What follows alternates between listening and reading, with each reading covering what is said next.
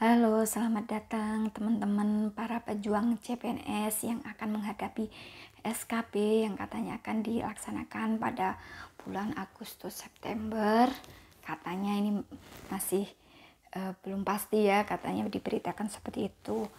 Nah, kembali lagi bersama saya Uni di channel Uni Kreatif. Kali ini saya akan melanjutkan pada materi tentang 30 soal tryout SKB CPNS Pedagogik IPS untuk guru SMP tahun 2019-2020 part 2. Jadi ingat teman-teman bahwa di dalam soal SKB IPS SMP terdiri dari 100 soal, yaitu 30 soal tentang pedagogik dan 70 soal tentang profesional IPS. Nah, kali ini saya akan melanjutkan tentang materi-materi tentang pedagogi. Baik, langsung saja dengan soalnya. Pendekatan pembelajaran yang menitik beratkan pada keaktifan guru dalam mengelola proses pembelajaran IPS model ekspositori adalah pendekatan A. Deduktif, B. Induktif, C. Reflektif, D. Edukatif, E. Perspektif. Jadi ayo coba dijawab teman-teman, kira-kira jawabannya apa? Sudah? Jadi jawabannya adalah A. Deduktif. Pembelajaran deduktif adalah model pembelajaran yang merupakan berbeda dengan pendekatan induktif. Pada pembelajaran deduktif, seorang guru harus lebih aktif daripada siswanya. Pembelajaran dilakukan dengan cara ceramah, tanya jawab, dan simulasi. Jadi berikut ciri-ciri pembelajaran deduktif adalah A. Berorientasi pada materi, B. Berstruktur tinggi, C. Penggunaan waktu yang lebih efisien, D. Kurang memberi kesempatan untuk belajar sewaktu-waktu. Nah, itu ya teman-teman jawabannya. Soal selanjutnya. Belajar pada hakikatnya merupakan kegiatan yang dilakukan secara sadar untuk menghasilkan suatu perubahan menyangkut pengetahuan, keterampilan, sikap, dan nilai-nilai. Apabila dalam pembelajaran IPS banyak digunakan latihan-latihan, maka teori belajar yang cocok digunakan adalah A. Behaviorisme, B. Positivisme, C. Konstruktivisme, D. Gestalt, E. Kognitivisme. Jadi teori belajar yang banyak latihannya itu adalah ciri teori belajar apa teman-teman? Coba dijawab teman-teman. Jadi jawabannya adalah A. Behaviorisme.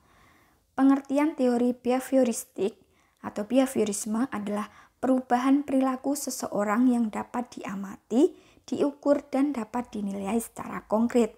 Ada stimulus atau rangsangan, ada respon atau reaksi.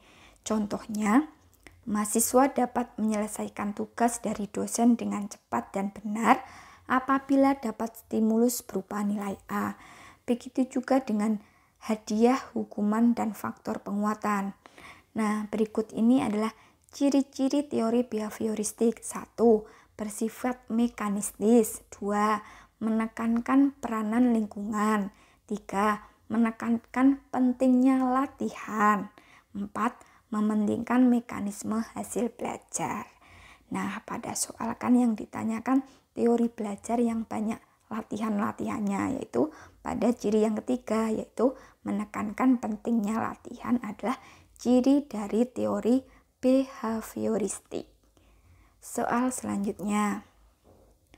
Ilmu pengetahuan sosial merupakan mata pelajaran yang bersumber dari kehidupan sosial masyarakat yang diseleksi dengan menggunakan konsep-konsep ilmu sosial yang digunakan untuk kepentingan pembelajaran. Sesuai kurikulum 2013, materi pembelajaran IPS seyogyanya diorganisasikan dengan menggunakan prinsip dan pendekatan A. Parsial, B. Disiplin, C. Terpadu, D. Terpisah, E. Komprehensif. Nah, kayaknya pada part 1 sudah dibahas ini ya. Jadi jawabannya adalah C. Terpadu. Karakteristik IPS terlihat pada unsurnya, unsur yang kompleks yang merupakan gabungan dari ilmu-ilmu sosial, SK dan KD. IPS juga merupakan sebuah tema dari gabungan ilmu-ilmu sosial. Tema tersebut dapat berupa masalah sosial, peristiwa, dan perubahan kehidupan masyarakat, kewilayahan, adaptasi, dan pengelolaan lingkungan dan kebutuhan manusia. Pendekatan yang direkomendasikan bersifat terpadu atau pendekatan pembelajaran yang melibatkan beberapa disiplin ilmu untuk memberikan pengalaman yang bermakna dan luas kepada peserta didik. Jadi ingat ya teman-teman, kalau IPS itu prinsipnya yaitu terpadu. Soal selanjutnya.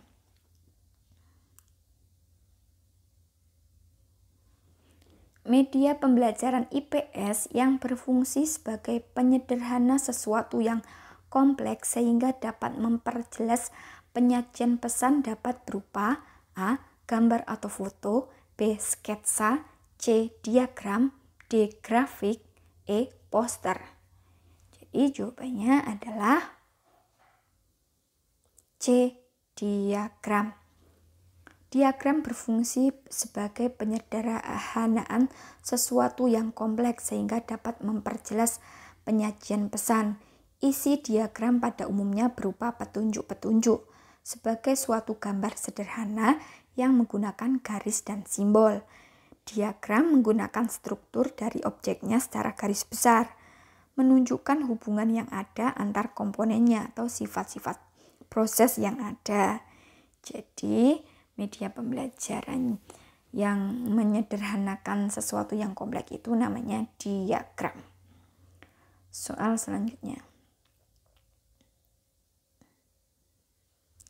Faktor-faktor yang harus diperhatikan dalam memilih atau menentukan media pembelajaran IPS adalah A.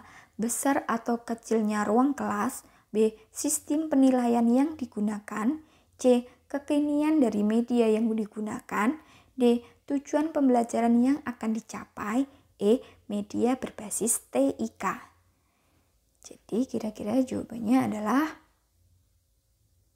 D. Tujuan pembelajaran yang akan dicapai. Jadi faktor-faktor yang harus diperhatikan dalam memilih atau menentukan media pembelajaran IPS salah satunya yaitu tujuan pembelajaran yang akan dicapai. Soal selanjutnya, manakah pola interaksi lisan yang efektif untuk dikembangkan seorang guru IPS dalam proses pembelajaran di kelas? A. Interaksi satu arah, B. Interaksi dua arah, C. Interaksi banyak arah, D. Interaksi berpusat pada guru, E. Interaksi sepihak. Jadi jawabannya adalah C. Interaksi banyak arah. Pola interaksi lisan yang efektif untuk dikembangkan seorang guru IPS dalam proses pembelajaran di kelas yaitu interaksi dari banyak arah. Kalau satu arah saja kan tidak efektif, jadi ada yang mendominasi sehingga perlu interaksi banyak arah. Soal selanjutnya. Apabila guru IPS menggunakan aplikasi Video Maker untuk menyampaikan materi pada siswa, maka teknologi informasi sudah berperan sebagai A. Alat produksi materi pembelajaran, B. Pendistribusi materi pembelajaran, C. Penilai pembelajaran, D. Media kolaborasi pembelajaran, E. Pelaksana pembelajaran. Jadi jawabannya adalah D. Media kolaborasi pembelajaran. Apabila guru IPS menggunakan aplikasi Video Maker untuk menyampaikan materi pada siswa, maka teknologi informasi sudah berperan sebagai media kolaborasi pembelajaran. Soal selanjutnya.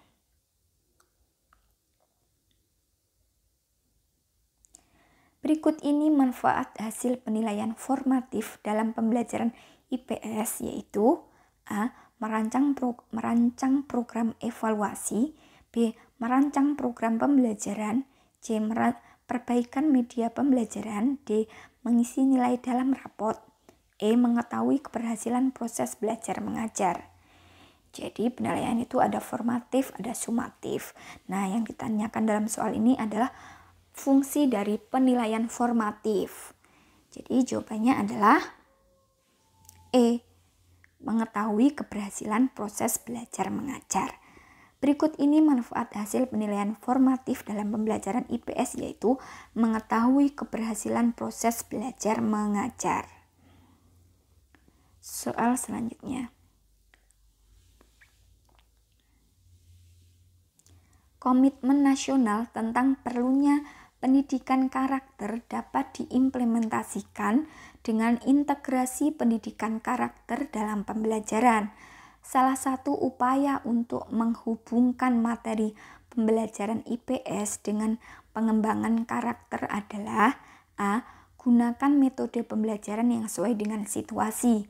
B. Guru harus banyak bercerita tentang materi pembelajaran. C. Cantumkan aspek karakter dalam kompetensi dasar. D. Kembangkan materi pembelajaran dalam aspek afektif. E. Kembangkan sistem penilaian untuk memantau karakter. Jadi kira-kira jawabannya adalah D. Kembangkan materi pembelajaran dalam aspek afektif. Salah satu cara memasukkan pendidikan karakter dalam pembelajaran yaitu mengembangkan materi pembelajaran dalam aspek afektif. Afektif itu lebih kepada sikap ya, sikap atau karakter seperti itu. Jadi kalau tentang kompetensi dasar itu juga tidak bisa dirubah-rubah, sudah dari sananya. Jadi yang perlu dikembangkan itu di materinya. Soal selanjutnya.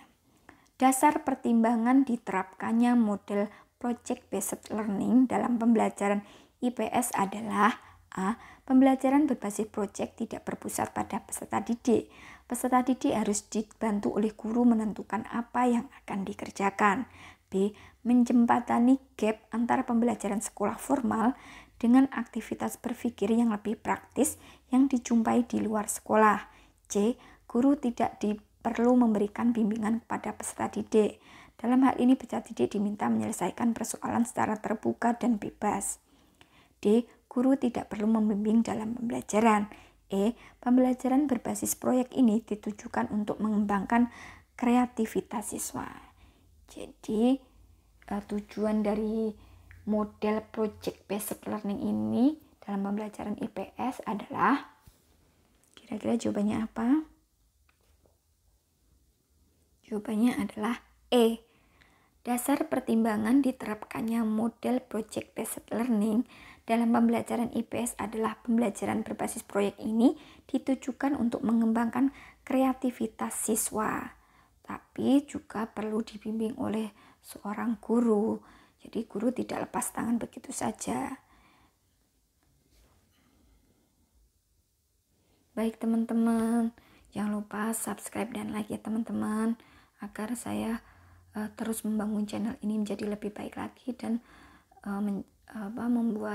menyajikan materi-materi menjadi lebih baik lagi. Sampai jumpa di video saya selanjutnya pada part 3. Terima kasih.